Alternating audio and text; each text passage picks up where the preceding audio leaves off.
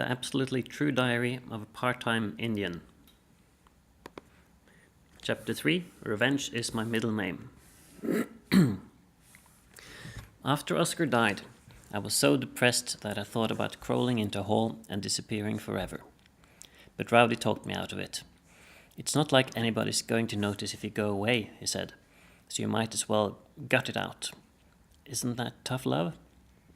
Rowdy is the toughest kid on the res. He's long and lean and strong like a snake. His heart is as strong and mean as a snake too. But he's my best human friend and he cares about me, so he would always tell me the truth. And he's right. Nobody would miss me if I was gone. Well, Rowdy would miss me, but he'd never admit that he'd miss me. He's way too tough for that kind of emotion. But aside from Rowdy and my parents and sister and grandmother, nobody would miss me. I'm a 0 on the res, and if you subtract 0 from 0, you still have 0. So what's the point of subtracting when the answer is always the same? So I got it out. I have to, I guess, especially since Rowdy is having one of the worst summers of his life. His father is drinking hard and throwing hard punches, so Rowdy and his mother are always walking around with bruised and bloody faces. It's war paint, Rowdy always says. It just makes me look tougher. And I suppose it does make him look tougher, because Rowdy never tries to hide his wounds. He walks around the res with a black eye and split lip. This morning he limped into our house, slumped in a chair, threw his sprained knee up on the table and smirked. He had a bandage over his left ear. What happened to your head? I asked. Dad said I wasn't listening, Rowdy said. So he got all drunk and tried to make my ear a little bigger. My mother and father are drunks too, but they aren't mean like that. Not at all. They sometimes ignore me. Sometimes they yell at me, but they never, ever hit me. I've never even been spanked. Really. I think my mother sometimes wants to haul off and give me a slap, but my father won't let it happen. He doesn't believe in physical punishment. He believes in staring so cold at me that I turn into ice-covered ice cube with an icy filling. My house is a safe place, so Rowdy spends most of his time with us. It's like he's a family member, an extra brother and son.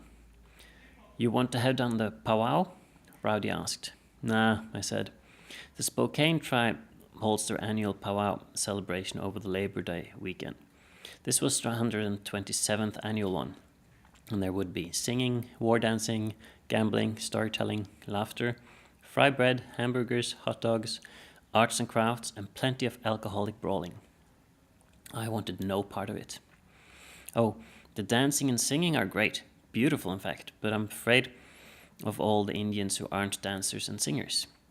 Those rhythmless, talentless, tuneless Indians are most likely going to get drunk and beat the shit out of any available losers. And I'm always the most available loser. Come on, Rowdy said. I'll protect you. He knew that I was afraid of getting beat up. And he also knew that he'd probably have to fight for me.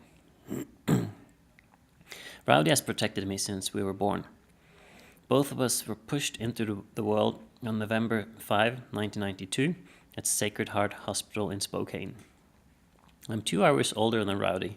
I was born all broken and twisted, and he was born mad. He was always crying and screaming and kicking and punching. He bit his mother's breast when she tried to nurse him. He kept biting her, so she gave up and fed him formula. He really hasn't changed much since then. Well, at 14 years old, it's not like he runs around biting women's breasts, but he does punch and kick and spit. He got into his first fist fight in kindergarten. He took on 3 first graders during a snowball fight because one of them had thrown a piece of ice.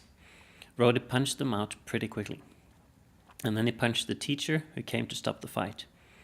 He didn't hurt the teacher, not at all, but man, let me tell you, that teacher was angry.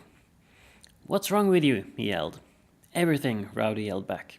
Rowdy fought everybody. He fought boys and girls, men and women. He fought stray dogs.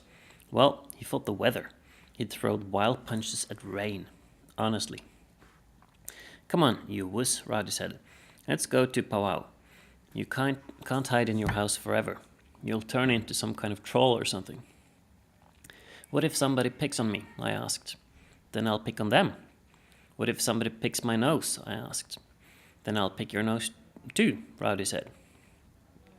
You're my hero, I said. Come to the powwow, Rowdy said, please.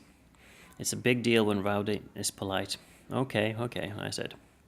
So Rowdy and I walked the 3 miles to the powwow grounds. It was dark, maybe 8 o'clock or so, and the drummers and singers were loud and wonderful. I was excited, but I was getting hypothermic too. The Spokane powwow is wicked hot during the day and freezing cold at night. I should have worn my coat, I said. Lighten up, Rowdy said. Let's go watch the chicken dancers, I said. I think the chicken dances are cool because, well, they dance like chickens. And you already know how much I love chicken. This crap is boring, Rowdy said. We'll just watch for a little while, I said, and then we'll go gamble or something. Okay, Rowdy said. He's the only person who listens to me. We weaved our way through the parked cars, vans, SUVs, RVs, plastic tents, and deer-hide teepees. Hey, let's go buy some bootleg whiskey, Rowdy said. I got $5. Don't get drunk, I said. You'll just get ugly. I'm already ugly, Rowdy said. He laughed, tripped over a tent pole, and stumbled into a minivan. He bumped his face against the window and jammed his shoulder against the rear view mirror. It was pretty funny, so I laughed. That was a mistake. Rowdy got mad. He shoved me to the ground, almost kicked me. He swung his leg at me, but pulled it back at the last second. I could tell he wanted to hurt me for laughing. But I am his friend, his best friend, his only friend. He couldn't hurt me.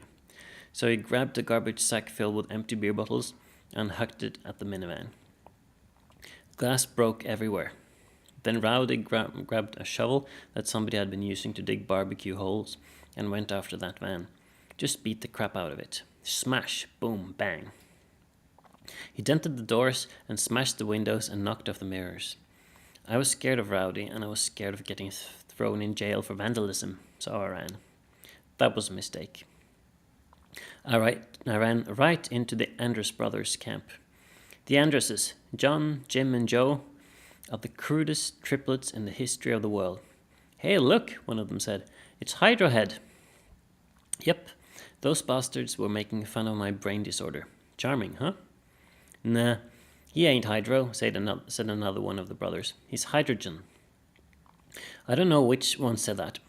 I couldn't tell them apart. I decided to run again, but one of them grabbed me and shoved me toward another brother. All 3 of them shoved me to and fro.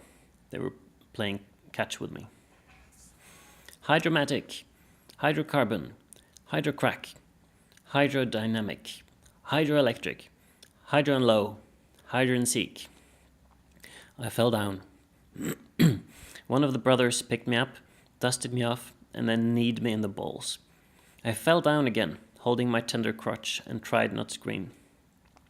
The Andrus brothers laughed and walked away. Oh, by the way, did I mention that the Andrus triplets are 30 years old? What kind of men beat up a 14-year-old boy?